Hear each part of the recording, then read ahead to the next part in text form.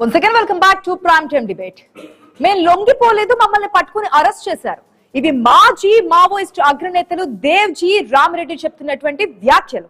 మా ప్రతినిధి రత్నకుమార్ తో స్పెషల్ ఇంటర్వ్యూ తీసుకున్నారు.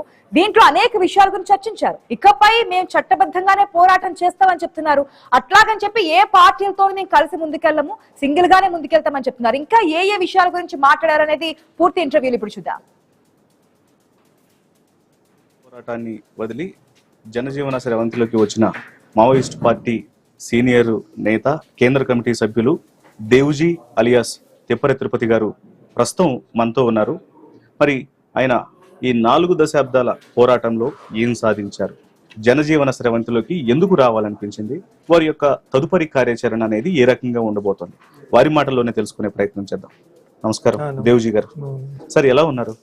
ప్రస్తుతానికి బాగా అడవుల్లో బాగున్నారా, బయటకు వచ్చిన తర్వాత బాగున్నారా, ఎలా ఉంది ఇప్పుడు? అదే అంటే ఇప్పుడు మేము తీసుకునే నిర్ణయాన్ని బట్టి అడవులు ఉన్నప్పుడు బాగానే ఉంటుంది, ఇక్కడ ఉన్నప్పుడు బాగానే ఉంటుంది. నిర్ణయం ప్రధానంగా 4 దశాబ్దాల పోరాటం ఏం సాధించారంటే ఏం చెప్తారు? ఏం సాధించారని అంటే చాలానే సాధించారు. అంటే ఇప్పుడు తెలంగాణ సమాజమే దానికి ఎన్నోసార్లు జవాబు చెప్పున్నది. నేను వ్యక్తిగా నేను చెప్పడం అని కాకుండా తెలంగాణ సమాజమే చాలా సార్లు చెప్పున్నది. అంటే మాది ఇంతకు సిపిఐఎంఎల్ పీపుల్స్ వార్ ఉండే కదా, పీపుల్స్ వార్ పార్టీ ఇక్కడ తెలంగాణ భూస్వామ్యాన్ని బద్దలు కొట్టింది, ప్రశ్నించే తత్వాన్ని నేర్పింది అనేటువంటిది. దాని ఫలితమే ఇక్కడ తెలంగాణ అభివృద్ధి అని చెప్పి చాలా మంది రాసి ఉన్నారు, మాట్లాడున్నారు, చెప్తున్నారు, ప్రజలు ఆమోదించినటువంటిది. దాని వ్యక్తీకరణ ఈనాటి ఉన్నటువంటి సమాజ స్థితి, అదే గొప్ప అచీవ్మెంట్. అలాగే దండకరణకి వెళ్ళినప్పుడు కూడా అక్కడ అనేక దోపిడీ పీడనలు ఉండేటివి కదా, వాటన్నిటికి వ్యతిరేకంగా ప్రజల్ని సంఘటితం చేసి పోరాటం చేసి అడవి మీద అధికారాన్ని ఇవ్వడం జరిగింది. ఆదివాసులకు జంతన సర్కార్ని ఏర్పాటు చేయడం జరిగింది. ఇట్లా చెప్పుకుంటూ పోతే చాలా ఉన్నాయి. ఆపరేషన్ కగారును తట్టుకోలేక సీనియర్ మావోలందరూ లొంగిపోతున్నారు. ఎందుకంటే గతంలో కూడా ఎంతో మంది చనిపోయారు. ఈ ఇబ్బందులు తట్టుకోలేకే లొంగిపోయారు అనే దానికి మీ సమాధానం ఏంటి? అంటే ఇప్పుడు దాంట్లో 2 రకాలు ఉన్నాయండి. ఇప్పుడు ఆపరేషన్ కగారు తట్టుకోలేక లొంగిపోతున్నారంటే ప్రతిఘటిస్తూ త్యాగాలు చేసినటువంటి వాళ్ళు ఉన్నారు. ఫస్ట్ దాన్ని ఆపరేషన్ కగారును ప్రారంభం నుండి ఇప్పటి వరకు దానికి ఎలాంటి భయపడకుండా దాన్ని ప్రతిఘటిస్తూ ప్రాణాలు అర్పించి అమరులయ్యారు. భవిష్యత్ తరాలకు ఆదర్శంగా ఉన్నారు.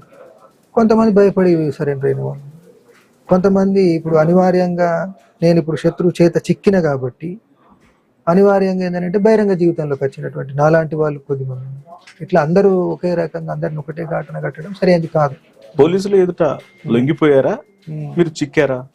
అదే అంటే ఇప్పుడు నేను అందరికీ చెప్తున్నట్టుగా మీకు కూడా చెప్తున్నా, నేను సరెండర్ కాలేదు అంటే ఒక సోను సతీష్లు అయితేనే వాళ్ళ సరెండర్ అనేది క్లియరే కదా.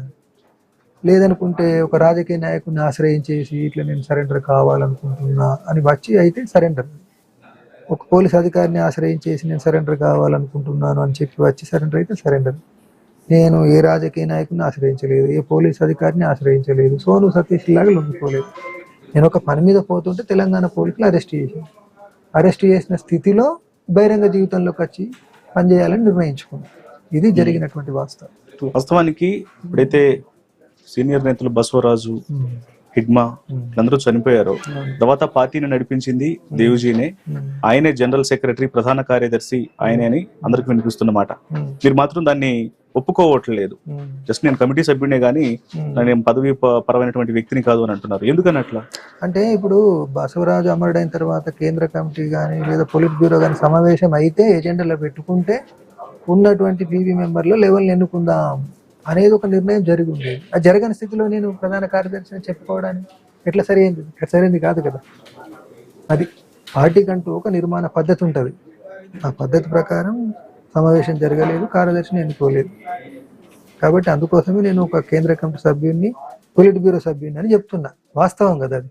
ఓకే, అంటే ఇప్పుడు మీరు జనంలోకి వచ్చారు.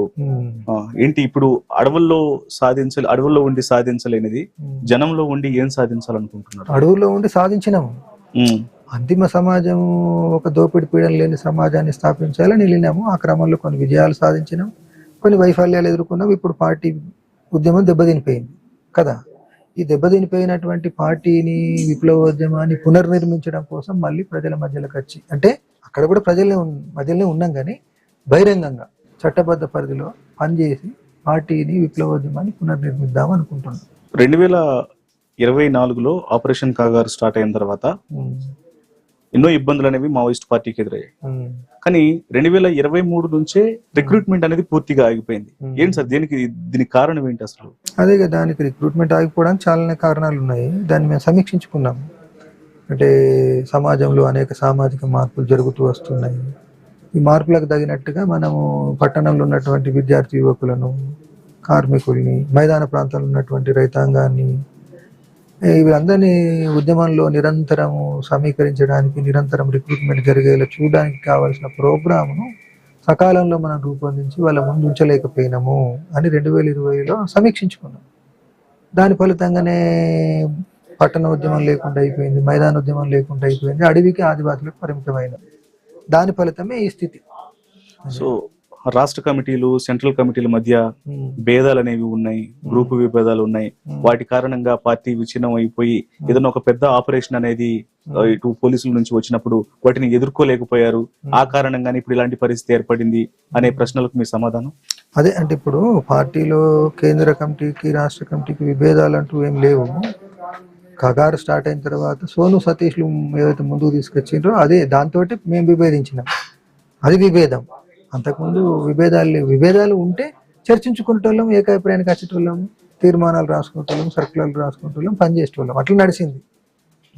అయితే ఎప్పుడైతే కగారు అనేది మొదలైందో సమన్వయం లేని స్థితి మాత్రం ఏర్పడ్డది. కేంద్ర కమిటీ సభ్యుల మధ్య సమన్వయం లేదు, కేంద్ర కమిటీకి రాష్ట్ర కమిటీకి మధ్య సమన్వయం లేదు, రాష్ట్ర కమిటీలోనే రాష్ట్ర కమిటీ సభ్యులకు మధ్య సమన్వయం లేని స్థితి ఇట్లా ఏర్పడ్డది. దాంతో ఎట్లా పోరాట సామర్థ్యం తగ్గుతుంది కదా. సమన్వయంతో ఉండి చేసినప్పటి దానికి సమన్వయం లేకుండా చేసినప్పటికీ తేడా ఉంటది కదా. అట్లా పార్టీల వైపు ఆలోచన చేస్తున్నారా, లేకపోతే మిమ్మల్ని ఒక పార్టీగా గుర్తించమంటున్నారా? ఏం చెప్తున్నారు అంటే ఈ విషయంలో మేము ముఖ్యమంత్రి గారిని కలిసినప్పుడు మా పార్టీ మీద ఉన్న నిషేధాన్ని ఎత్తివేయాలి, మా పార్టీని ఒక లీగల్ రాజకీయ పార్టీగా గుర్తించాలి అనేది ఒక ప్రధాన డిమాండ్ వాళ్ళ ముందు ఉంచింది. రెండోది, జైల్లో ఉన్న వాళ్ళందరినీ మా పార్టీ కార్యకలాపాల్లో పాల్గొన్నారనే పేరుతో జైల్లో పెట్టారు కదా, వాళ్ళందరినీ విడుదల చేయాలన్న ఈ రెండు మెయిన్ డిమాండ్స్.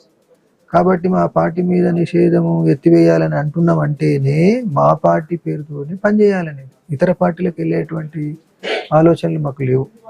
తర్వాత దాన్ని వెన్నంటే ఇంకోటి స్పష్టం చేయదలుచుకున్నది అంటే, మేము ముఖ్యమంత్రి గారి దగ్గరికి వెళ్ళేదో డీల్స్ అంటే మేము కాంగ్రెస్ పార్టీలోకి వస్తే మాకు ఇక్కడ ఎమ్మెల్యే సీట్ ఇస్తారా, ఎంపీ సీట్ ఇస్తారా అనే రహస్య మంతనాల కోసం వెళ్ళి కలిసింది కాదు. మేము ఎప్పుడు ఒక రూమ్లో ఇద్దరితో మాట్లాడిన పారదర్శకంగానే ఉంటాము, ప్రజల ముందు మాట్లాడిన పారదర్శకంగానే ఉంటాము. అంటే ఎవరు చూడడం లేదని చెప్పి మాట్లాడుకునేది ఒకటి నీతి బాహ్యమైన మాట, దానికి మళ్ళా బహిరంగంగా చేసి దానికి పూర్తిగా భిన్నమైన మాట చెప్పడం అనేది పార్టీ యొక్క వైఖరి కాదు, పద్ధతి కాదు. అది తప్పుడు పద్ధతి. ఎప్పుడైనా పార్టీ పారదర్శకంగానే ఉంటుంది. తప్పు చేస్తే ఇప్పుడు సరైనది అనుకొని ఒక పనికి పూనుకొని తప్పైనప్పుడు బహిరంగ ఆత్మవిమర్శ కోరుతూ వస్తుంది. ప్రజలు విశ్వసించాలంటే ఇదే పద్ధతి. దశాబ్దాల తరబడి ఇదే చేస్తున్నాం. రాజకీయంగా నిర్ణయాలు పొరపాటు చేసినా, భౌతికంగా ఒకళ్ళని చంపినా, శిక్షించినా, అరే మేము ఇట్లా అనుకొని చేసినాం, అది పొరపాటు, క్షమించండి అని. కాబట్టి అలాంటి డీల్స్ కోసం పోలేదు. అంటే మా పార్టీని గుర్తించండి అని చెప్తున్నారు. మిమ్మల్ని అదుపులోకి తీసుకున్నప్పుడు, మిమ్మల్ని ప్రవేశపెట్టినప్పుడు మీ మీద ఉన్న రివార్డునే మీకు ఇవ్వడం జరిగింది. మరి ఇప్పుడు ఒక పార్టీని నడిపేంత డబ్బు మీ దగ్గర ఉందా? లేదు. అది ప్రజల దగ్గరికి వెళ్తే ప్రజలే సమకూరుస్తారు కదా. ప్రజలే సమకూరుస్తారు. ప్రజల ఆకాంక్షలకు ప్రతిరూపంగా మనం ప్రోగ్రాం తీసుకున్నప్పుడు ప్రజలే సమకూరుస్తారు. ఇప్పుడు మేమేమి తిండి కోసం ప్రజల మీద ఆధారపడ్డాం కదా. మన తెలంగాణ భాషలో చెప్పాలంటే అయ్యా అవ్వ అని అంటాం కదా. సాధారణ రైతు భాషలో అమ్మా నాన్న అంటుంటాం. అన్న మేము మీకోసం పనిచేస్తున్నాం, మేము బుక్కడి బువ్వ పెట్టు, నువ్వు ఒక బుక్కడి తింటే మాకు ఒక బుక్కడి బువ్వ పెట్టు అని. ఆ బువ్వనే డబ్బుకు వర్తిస్తుంది. నీవు 100 రూపాయలు సంపాదిస్తే 1 రూపాయి పార్టీకి ఇది కదా. అంటే మనం వాళ్ళ ఆకాంక్షల కోసం పోరాటం చేస్తే వాళ్ళే మనకు నిధులు ఇస్తారు కదా. అడవుల్లో ఉండి కూడా పోరాటంలో చాలా డబ్బులు కూడబెట్టింది మావోయిస్ట్ పార్టీ. ఇప్పుడు ఆ డబ్బులు ఉన్నాయి కాబట్టి వాటి ద్వారా ఒక పార్టీని ముందుకు తీసుకొచ్చుకొని వాళ్ళ విధానాలను ముందుకు తీసుకెళ్లిపోవాలనుకుంటున్నారు అనేది కొంతమంది అనుకుంటున్నారు. తప్పు. అంటే ఇప్పుడు దుష్ప్రచారం 100 కోట్లు అని అంటున్నారు కదా. ఎప్పుడు మా దగ్గర 100 కోట్లకు మించింది లేదు, 50 కోట్లకు మించింది లేదు కదా. అందుకోసము ఈ మన సోను ఎన్నో కోట్లు ఇచ్చిండు అని అంటున్నారు కదా. ఎన్నో కోట్లు అని అంటే ఇప్పుడు జంతన సర్కార్ కోసం ఒక సంవత్సరం మేము 2 కోట్లు కేటాయించాము. అంతే సమానం లోపల పార్టీ కోసం, పిఎల్జీఏ కోసం కేటాయించాము. కాబట్టి ఉద్యమ అవసరాలకు ఆధారపడి 1 కోటి 2 కోట్లు వసూలు చేసి ఉద్యమాని కోసం ఖర్చు చేసిన మాట వాస్తవమే. కానీ అంతకు మించినటువంటి నిధులు పార్టీ దగ్గర లేవు, ఇప్పుడు ఇంకా లేవు. వాటితోటి ఏదో వచ్చి ఇప్పుడు ఉద్యమాన్ని నడుపుతామని అవి లేనప్పుడు అవి ఎట్లా తీసుకొస్తాము కదా. మరి ఇప్పుడు అడవుల్లో ఉండి ఫైట్ చేస్తున్న వాళ్ళను నడిపిస్తున్నటువంటి వ్యక్తులు ఎవరు, వారికి అండగా ఎవరు ఉన్నారు? వాళ్ళందరూ కూడా ఎంతో మంది మీ కింద పనిచేసిన వాళ్ళు కూడా ఇప్పటికీ అడవుల్లో ఉన్న వాళ్ళు కూడా ఉన్నారన్న సమాచారం తెలుస్తుంది. ఎవరు నడిపిస్తున్నారు ఇప్పుడు అసలు? అంటే ఇప్పుడు మాకంటూ ఒక పంతా ఉంటది కదా, ఆ పంతానే నడిపిస్తుంది. ఒక వ్యక్తి ఎప్పుడు నడపడు. మాకంటూ కొన్ని మౌలిక డాక్యుమెంట్స్ ఉంటాయి, పాలసీ పేపర్లు ఉంటాయి. వాటి ఆధారంగా ఎక్కడికక్కడ స్వతంత్రంగా పార్టీ కార్యకర్తలు నాయకులు పనిచేస్తూనే ఉంటారు. అదొకటి. అంటే ఇప్పుడు ఇక్కడ ఉండి కూడా మేము వాళ్ళకి అండగానే ఉంటాం కదా, వాళ్ళకి మేము వాళ్ళకి అన్నట్టు అండగానే ఉంటాం. మీరు జనజీవన శ్రవంతిలో ఉండి కూడా ఒక రహస్య విధానంలో వాళ్ళకి అండగా ఉంటాము అనే విషయం కూడా చెప్తున్నారు. మరి దానికి ప్రభుత్వాలు ఇక్కడ వ్యవస్థలు అంగీకరిస్తాయా? చట్టబద్ధంగానే, చట్టబద్ధ పద్ధతిలోనే కదా. అంటే ఇప్పుడు మేము ఏమంటున్నాం, ఏ రూపంలో అండ అని అంటే నిషేధం ఎత్తివేయండి అంటున్నాం కదా. నిషేధం ఎత్తివేస్తే మేము పిలిపిస్తాం కదా, అది అండనే కదా. అంటే ఏదో రహస్యంగా మళ్ళీ ఏదో చేస్తున్నారు చట్ట వ్యతిరేకంగానే ఆ అర్థంలో కాదు. ఇప్పుడు మొత్తం ఉద్యమం తరఫునే మేము ఒక ప్రభుత్వం ముందు, కేంద్ర రాష్ట్ర ప్రభుత్వాల ముందు ఒక రాజకీయ డిమాండ్ ఉంచినాం కదా. మా మీద నిషేధం ఎత్తేయండి, ఒక పార్టీగా గుర్తించండి, ఇది అండనే కదా. ఈ విధానాన్ని వ్యతిరేకించే కదా ఆపరేషన్ కగార్లను మొదలు పెట్టారు. ఎంతో మందిని చంపేస్తున్నారు, ఎంతమంది ప్రాణాలు కోల్పోయారు. ఈ విధానాన్ని వ్యతిరేకించి ఒకవైపున వ్యవస్థ అంతా ఫైట్ చేస్తుంటే ఇక్కడుండి కూడా ఆ వ్యవస్థ ప్రకారమే మేము వాళ్ళకి అండగా ఉంటాము ఒక రకంగా చట్టబద్ధంగా అని అంటున్నారు. అది ఎలా సాధ్యం అసలు? ఇదే ఈ రూపంలో అంటున్నా.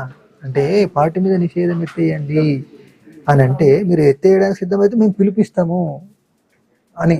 అంటే ఇక్కడ ఉండి మేము ప్రభుత్వాల ముందు డిమాండ్ పెట్టి ప్రభుత్వాలు ఒప్పుకుంటే లేదు మీరు బహిరంగ జీవితంలోకి రండి అంటే అది ఆ రకంగా అండగా ఉండడం అనేది. మరి ఇలాంటి నిర్ణయాలు కొన్ని సంవత్సరాల ముందు తీసుకున్నట్లయితే ఎంతో మంది ప్రాణాలు పోకుండా ఉండేవి. ఎంతో మంది సీనియర్లు ఉన్నారు, హిడ్మ లాంటి వాళ్ళు చనిపోయారు, బసవరాజు వంటి చనిపోయారు, కింద స్థాయిలో కొన్ని 100 మంది చనిపోయారు. ఇలాంటి ఒక సృజనాత్మకతతో కూడినటువంటి నిర్ణయాలు ముందుగానే తీసుకుంటే ఇలాంటి ఇబ్బందికరమైనటువంటి పరిస్థితులు ఉండే, ఇన్ని ప్రాణాలు నష్టపోయేవి కాదు కదా. అంటే మేము కూడా ప్రాణాలు ఇవ్వడానికి సిద్ధపడే ఇడ్మాతోటో బీఆర్ తోటో కలిసే మేము పోరాటం చేసినాం కదా. అందుకోసం ఏంటంటే ఈ నిర్ణయం ముందే తీసుకోవాలని అంటే ముందు తీసుకుంటే బాగుండేదా, ఇప్పుడు తీసుకుంటే బాగుండేదా. యుద్ధం అంటూ మొదలైన తర్వాత ప్రాణ నష్టం ఉంటది. కగారుకు ముందు మరి ప్రాణ నష్టం జరగలేదా? అట్లా మనం చర్చించుకుంటూ వెళ్తే మరి అవి కూడా జరగకుండా ఉండాల్సిందేనంటే ఆఖరికి ఏమవుతుంది? లాజికల్ గా పోరాటం ఆయుధమే పట్టకుంటే బాగుండేది అనే కాడికి పోతుంది కదా. ఆయుధము అనివార్యంగా పట్టినాం, ఆత్మరక్షణ కోసం పట్టినప్పుడు కొన్నిసార్లు ఆయుధాన్ని పట్టుకొని పోరాటం చేస్తాం, కొన్నిసార్లు ఆయుధాన్ని పక్కన పెట్టి నిరాయుధంగా పోరాటం చేస్తాం. అది ఉద్యమ బలాబలాన్ని బట్టి ఉంటుంది, పరిస్థితులను, రాజకీయ పరిస్థితులను బట్టి ఉంటుంది. ఇప్పుడు మేము ఈ నిర్ణయం తీసుకున్నాం అనివార్యంగా. మావోయిస్టు విధానం అనేది ఒక ఫెయిల్యూర్ విధానం అంటూ వినిపిస్తున్న కామెంట్లకు మీ సమాధానం ఏంటి? అంటే అట్లా అనేవాళ్ళు ఎప్పుడు ఉంటారు, ఇప్పుడే కాదు. మావోయిస్ట్ పార్టీ ప్రారంభమైన రోజుల నుంచి ఉన్నారు, ఇప్పుడు అంటారు. ఇప్పుడు అనడానికి ఈజీ, అంటే భౌతికంగా దెబ్బతినిపోయిన స్థితి కనిపిస్తుంది కాబట్టి మళ్ళీ ఉద్యమం పునర్నిర్మించినప్పుడు దానికి సమాధానం దొరుకుతుంది. అప్పటి వరకు మేము దాన్ని ఖండించినంత మాత్రాన మా దాన్ని సమర్థిస్తారనో, వాళ్ళది ఆమోదిస్తారు అనో, లేక వాళ్ళదే సరి అయిందని మేము అనుకోవడం. నాకు తెలిసి మావోయిస్టు విధానాలలో వ్యవస్థలపై అసంతృప్తి, అసమానత్వం, పీడిత వర్గాలకు ఇబ్బందులు గురి కావటం, వీటన్నిటి మీద పోరాటం ఉంటది అని చెప్తాను. ప్రస్తుతం ఉన్నటువంటి వ్యవస్థలలో అవన్నీ రూపుమాపే ఆగిపోయాయి అని అనుకుంటున్నారు, ఇంకా కంటిన్యూ అవుతుంది కాబట్టి ఇలాంటి వాటి మీద కూడా మీ తిరుగుబాటు అనేది ఉంటుందా? ఎలా ఏం చేయబోతున్నారు? అదే అంటే మీ మాటల్లోనే ఉంది కదా, ఇప్పటికీ అసమానతలు ఉన్నాయి. సామాజిక అంతరాలు, ఆర్థిక అంతరాలు ఇప్పటికీ మన దేశంలో ఉన్నాయి, మన రాష్ట్రాల్లో ఉన్నాయి, ప్రపంచం మీద ఉన్నాయి, ప్రపంచం అంతటా ఉన్నాయి. ఇవి అన్ని నివేదికలు చెప్తూనే ఉన్నాయి, పేపర్లు రాస్తూనే ఉన్నాయి కదా. మేము కొత్తగా చెప్పాల్సినటువంటి, పరిశోధన చేసి చెప్పాల్సినటువంటి, ఎస్టాబ్లిష్ చేయాల్సిన అవసరం లేదు. ఆక్స్ఫామ్ లాంటి సంస్థలు ప్రతి సంవత్సరం చెప్తూనే ఉన్నాయి కదా. కాబట్టి అదే పునాది. అంటే మళ్ళీ తిరిగి ప్రజలు ఉద్యమిస్తారు అనడానికి ఇప్పుడు రైతులు తిరుగుబాటు చేసిండ్రు కదా, రైతు వ్యతిరేక చట్టాలను ఉపసంహరించాలని. అంటే అలాంటిది ఉంటేనే కదా. అంటే ఇప్పుడు దేశంలో ఉండి కొన్ని సమస్యలు అవి ఎప్పుడు కొనసాగుతూనే ఉంటాయి. కానీ కొన్నిసార్లు ప్రజలు సంఘటిత పడి ఉద్యమాలు చేస్తుంటారు. అందుకోసము ఓకే. సమాజంలో ఇప్పటికి సమస్యలు ఉన్నాయి, అంతరాలు ఉన్నాయి, వాటి వ్యతిరేకంగా పోరాటం చేస్తారు. ఆ పోరాటాలని సంఘటితం చేసి వాటికి నడిపిద్దామని మేము అనుకుంటున్నాం. ఓకే, ఫైనల్ గా చెప్పండి, ఇంకా ఈ క్షణం నుంచి మీరు బయటకు వచ్చిన తర్వాత మీ తదుపరి కార్యాచరణ అనేది, ఫైనల్ గా మీ ఎజెండా అనేది ఎలా ఉండబోతుంది, ఎటువంటి నిర్ణయాలు అనేవి ముందుకు పోతాయి? అదే ఇప్పుడు ఒక ఆర్డర్లో చెప్పాలని అంటే మా పార్టీ మీద నిషేధం ఎత్తేయడం కోసం ప్రభుత్వాలతో మాట్లాడడం అనేటువంటిది ఒకటి. జైల్లో ఉన్నటువంటి వాళ్ళందరి విడుదల కోసం నిరంతరం ప్రయత్నాలు చేయడం, దాన్ని ఉద్యమంగా మలచడానికి ప్రయత్నం చేయడం, అమరుల కుటుంబాలకు అండగా నిలిచేటువంటి కార్యక్రమాన్ని నిరంతరం కొనసాగించడం, ప్రజల దైనందిన మౌలిక సమస్యల మీద గ్రామ స్థాయి, ఏరియా స్థాయి, జిల్లా స్థాయి పరిస్థితిని బట్టి, అవకాశాలను బట్టి ఉద్యమాలు నడపడం. ఇది ఇప్పుడు తక్షణం. ఇక అందరు ప్రజల దగ్గరికి వెళ్ళిన తర్వాత ఇంకెట్లా చేద్దాం అనేది వాళ్ళే ఇచ్చే సలహాల ఆధారంగా ఇంకా ఉన్నత కార్యక్రమం ఉంటుంది. మీ విధానాలకు ప్రభుత్వం కన్విన్స్ అవ్వకపోతే ఎటువంటి నిర్ణయం తీసుకుంటారు? ఇంకా అది అవ్వకపోతే ఎట్లా అనేది సందర్భాన్ని బట్టి తీసుకుందాం. ఇప్పుడే అన్ని ఇట్లా అయితే ఎట్లా అని చెప్పని ఇప్పుడే మనం చెప్పడం బాగుండదు. సో అది ప్రభుత్వాలు తమ పార్టీపై ఉన్నటువంటి నిషేధాలను ఎత్తివేస్తే చట్టబద్ధంగా తమ పోరాటాన్ని కొనసాగిస్తాము. ఖచ్చితంగా అసమానతలు, ఇబ్బందులు అనేవి ప్రస్తుత ప్రజాస్వామ్యంలో కనిపిస్తున్నాయి. వాటి మీద తమ పోరాటం అనేది చట్టబద్ధంగా కొనసాగుతుందంటూ దేవుజీ తెలియజేస్తూ ఉన్నారు. Over to studio. సో చూసాం కదా దేవ్జీ అలియాస్ తిరుపతి చెప్పినటువంటి స్టేట్మెంట్స్. తమ డిమాండ్స్ కూడా ఏ విధంగా ఉన్నాయనేది క్లియర్ కట్ గా మా ప్రతినిధి రత్నకుమార్ చెప్పారు. మరి మళ్ళా రాజిరెడ్డి